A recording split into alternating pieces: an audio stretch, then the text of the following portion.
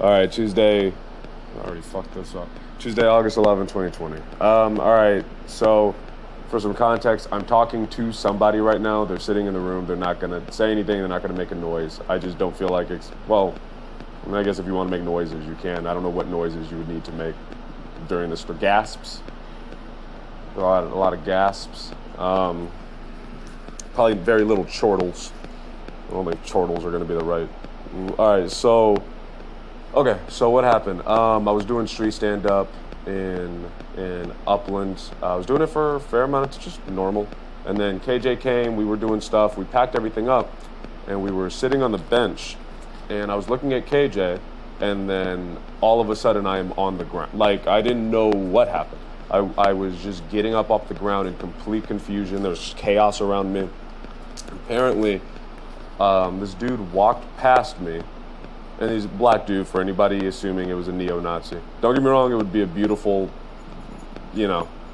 perfectly poetic description of what happened, but unfortunately, it was a black dude. I guess he walked past me, and I didn't notice him because why would I notice him? And then he came from behind me and he hit me. That's from what I understand. And based off of KJ's reaction, apparently it was very bad. I still don't understand that, but I've never seen KJ. Have you listened to any of the things about KJ? No? Okay. KJ is in terms of energy and like vibe, I kind of have like a hyperness about me. And KJ's very like cool, beatnik, black dude. Not beatnik, but regardless. I've never seen KJ rattled in that way, which leads me to believe it's pretty bad. So I'm getting up confused, just completely disoriented. And KJ's explaining like some dude just hit me out of nowhere, and I was like confused. Cops come, they take me away, and we go into the hospital, where and this sounds strange, but like all of it's very hazy. So get to the hospital where I explain what happened, basically. They check me out. They say like I seem okay, and that I can go home after a while. And they also showed me a group of pictures of dudes who apparently fit whatever the description was, and I didn't recognize or know any of them, and I didn't see the guy. This is all from right behind me.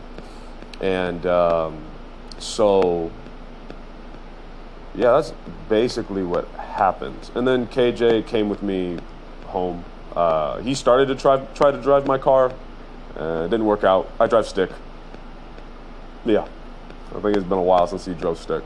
KJ, you need to get on your stick shift game. And that's basically what happened. So I don't know. It's interesting. I don't know if interesting is right. I should probably hold on a second. I guess I have a lot of feelings about it. I'd say one is anger, mostly because it's weird. Just as a man, you don't fucking do that. You know what I mean? Like, and also, I don't know what he hit me about. That's the other thing I'm still confused by. Apparently, it had something to do with he was talking about some sort of baby or something. I know. I wasn't conscious really for whatever the fuck he was saying. Apparently, something about a baby. I don't know. And the people that were with him ran off. They seemed surprised by what he did. So seemed random. I don't know. I still don't know. But I guess part of me is angry just as a man. Like, come on. Like, you can't sneak up on someone and then act tough. It's like if he came up to me, to my face, and I was like, "Hey, buddy, forget you, man. Screw you, bro."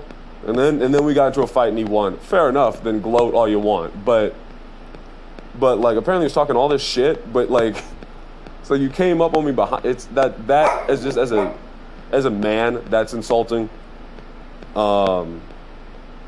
And then I'm disappointed.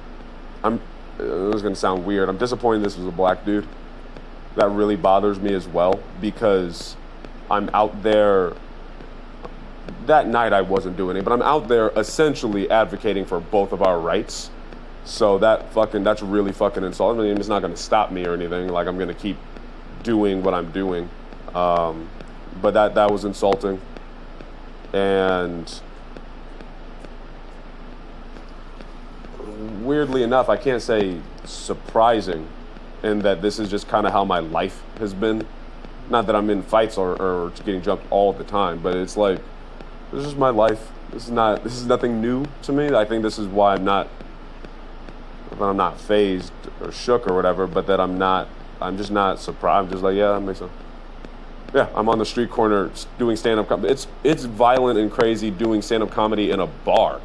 The fact that I've been on the street corner for months at a time, for hours at a time, and nothing's happened is short of a miracle to me. So it's like, I'm not surprised. And what else? Yeah, man, I guess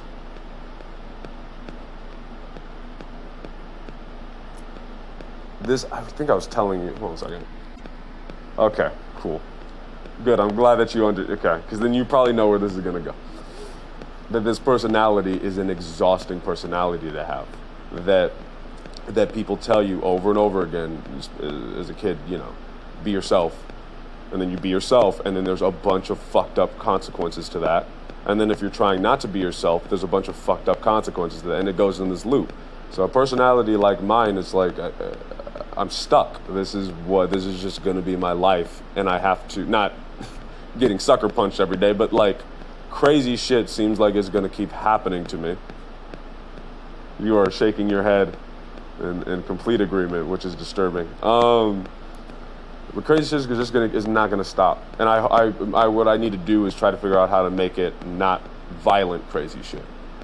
Like, crazy shit and weird shit is gonna keep happening, but how do I make it not violent, at least not towards me?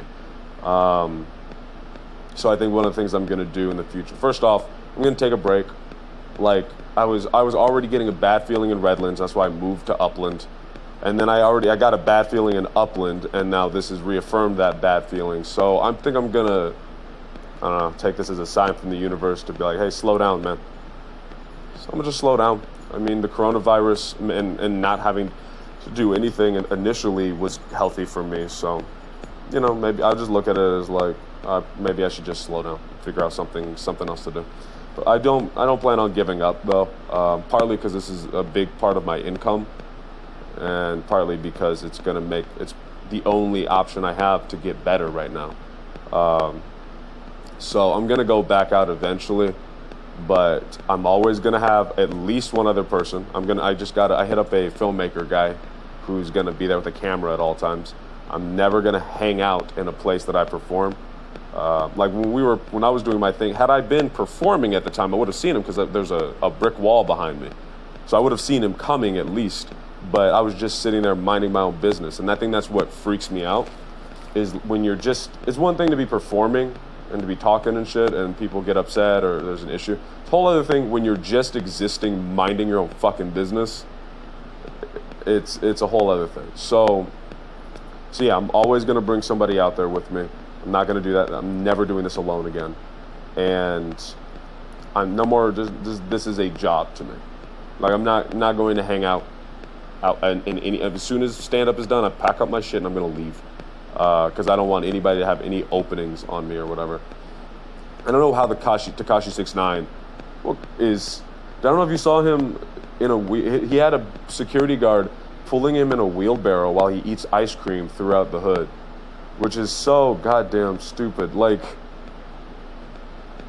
he's gonna get himself killed.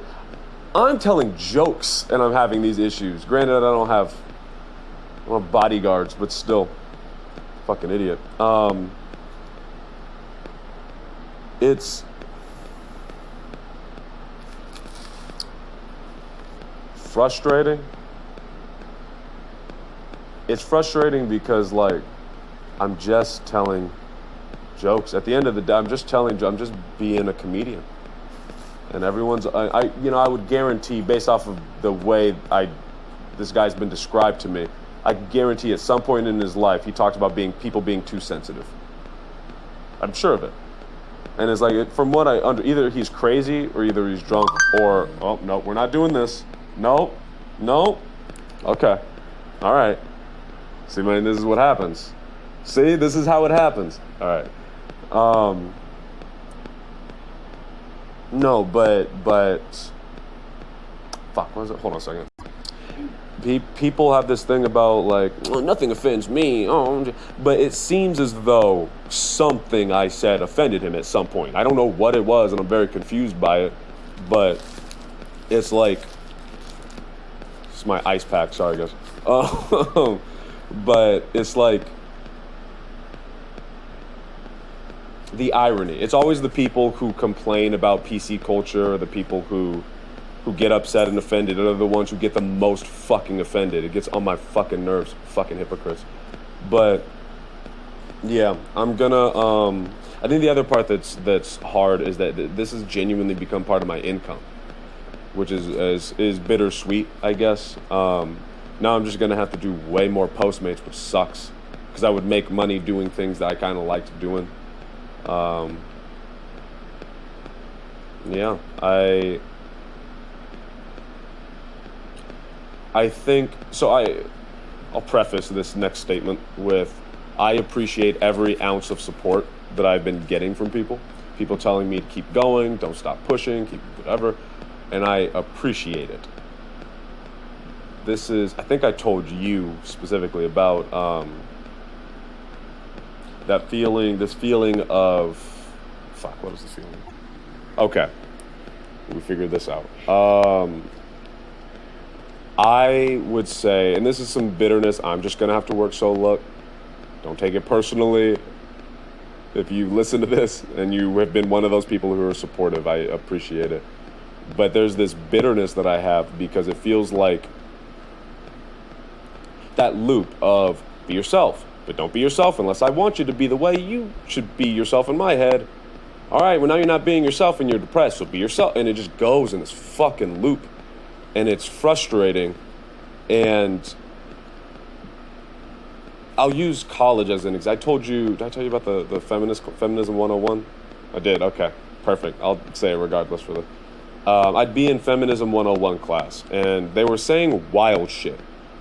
They were saying stuff where I was like, this is morally not okay to say, in my opinion. I don't think I told you about this. Do you know Andrew Dice Clay? I'm sure you don't like Andrew Dice Clay. Well, they were brought up.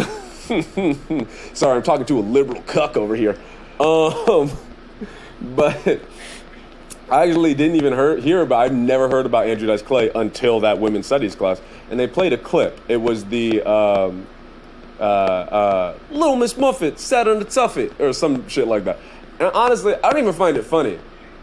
I was like, this is really stupid. This is what old white dudes with beer cozies drinking Coors Light at a barbecue joke about. Like, it's fucking stupid. I don't find his humor funny. But the professor played the clip and then said to the class, this is not funny. You can't laugh at this, and nobody should be able to, or some shit like that. And I was like, no, bitch, this is comedy. This is freedom of speech, and everyone has the right to express themselves the way they want to express themselves. And if you're offended by it, that's fine, but that doesn't mean that someone doesn't have the right to say it, and that doesn't mean you have the right to tell me what I can and can't enjoy. Humor and laughter is an involuntary response to something. So if I laugh at something, it's not because it's like you getting mad at me and calling me a sexist for sneezing. That's so. Regardless, I would be in this class and I would be speaking up and I would be getting shit on by 90% of the class. And then every time, as soon as I would leave class, the 10% of the rest of the people would come in. Hey, man. Oh, man, thanks for saying that, man. Yeah, I totally agree with you, man. It's like, why don't you fucking speak up and get my fucking back then? That's why I appreciate KJ for being there. Thank God. It's like, I appreciate any and all support. And the support that I'm getting now are from people that have nothing to do with what I'm venting about. So if you're listening, you know, you're not a part of this. But it's my whole life. People would be telling me, Aaron, you say something. No, you say it. You say it, man. You can talk good. You say it. And it's like, I don't mind being the guy to say something, but get my fucking back if I'm going to say something. So I'm in this very frustrated place of, I don't know, being told like, getting praise is not something I'm used to, especially getting praise for talking the way I do. So getting praise for what I'm doing is really nice, and I'm just not used to it. But this bitterness comes in and this frustration because it's like everyone told me to shut the fuck up my whole life. And so now that everyone's like, no, keep talking. Or certain people are like, no, keep talking. It's confusing and it's aggravating. And again, it's just something I'll have to work through over time. But, yeah. All right, I guess at the end of the day, the thing I need people to understand is, because I've had people be like, don't give up. And it was like, that was never an option in my head. That, at no point, when I was in the stretcher, when I was in the ambulance, on the way to I barely remember that, on the way to the hospital, in the waiting room, when the police were talking to me, when the doctors were talking to me, when KJ was talking to me, at no point was I like, I guess I got to give up. Never even crossed my mind. So when people were like, don't give up, I was like, bitch, no, I'm not giving up, because there's no other option. It's funny it makes me wonder what I would have been like had people just left me the fuck alone, or just let me do the things I enjoy.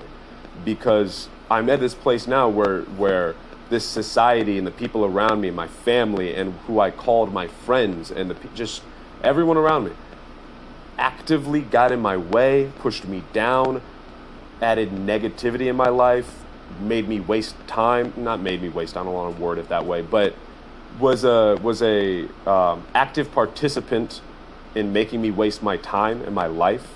And so now I'm in a place where, like, all right, well, you've taken everything from me. You've taken my job, my career job, whatever, sign language interpreting, that I worked for, and I had to learn a second language for, that I had to get 2 goddamn degrees for. You've taken that. You've taken my own racial identity my entire life. You've taken any sort of sense of safety or comfort. Nowhere I go in this neighborhood do I ever feel safe, regardless of performing or not. You take everything. And this is what happens. When you take everything from somebody, you radicalize them. I'm not radicalized. The government, all right, hold on. To all entities of the U.S. government, who I'm positive, have some sort of fucking computer device for any time they hear the word radicalism. I'm not Huey Freeman from the Boondocks. I'm not like that. I should elaborate. Jesus Christ. No, but when you strip everything from somebody, and I don't mean like obviously I have a house and roof over my head or whatever, but you know what I mean. Like when you strip somebody of their humanity in many ways, when you strip them of the things that they love, when you force them into a fucking box, literal and figuratively, when you're in a cubicle and you have this personality, because that's what everyone's been forcibly pushing you toward your entire life, you get to a place where you're like, fuck it, I don't care anymore. And obviously I care about my life. I don't want to die out on the street because some fucking idiot didn't like a joke that I told. And so, I'm going to take more precautions. I'm going to grow and learn. I'm not going to be an idiot and just go out there and do the same thing. But I get, maybe people don't understand it. There is no other option. I am going to be the best comic. It's simple as that. There's no other option. I know I sound angry and I'm looking at you like I'm going to fight you. Like I'm going to take all this anger out that guy hit me and I'm going to hit you now. But no, it's like there's no other option. It's not a fucking game. That's what people need to understand. And that's what makes me... That's what actually... I had an epiphany. I had an epiphany just now. Here it comes. I think that's what made me so frustrated when running the buddy system, is because I had the assumption that everybody else had the same mentality as me. And that, maybe I was wrong for assuming that. In fact, I know I was wrong for assuming that. I clearly was projecting my thoughts and feelings onto everybody else. But I've come to this place where it's like, all right, well, clearly the way I think about things seems to be a little different from people, clearly. And that's fine. And yeah, I guess that's where I was under the impression that everybody in my comedy scene or everybody in comedy had the same mentality of there is no other option. I am going to be the best, and you should get the fuck out of my way. And apparently that's not the case. But for me, there is no other option. I've tried. I tried to do everything that everyone had. I literally tried to do that. There is no other option, so get the fuck out of my way. I'm not stopping. I'm not giving up. It is as simple as that. So, yeah, thank you for the concern for everybody. Okay, what is it, Aaliyah? Get the fuck out of my face. Also, this dog didn't do a goddamn thing, apparently. Jesus Christ, why do I even have you around me? Didn't do anything. Didn't bark, apparently. God damn it. Anyway, Jesus. All right, yeah, so, you know, I do appreciate all of the support that people have been giving, and, yeah, I guess I'm going to regroup, find another angle at stand-up that I can work on without necessarily performing, and that's what I'm going to do. So, not giving up. Don't worry. There's no concern about that. And I guess if you know one person that can find this guy and kick the shit out of him for me, because I don't know what he looks like, please do that. Also, if you know one other person that you think would enjoy this podcast, please share it with them. All right, till next time.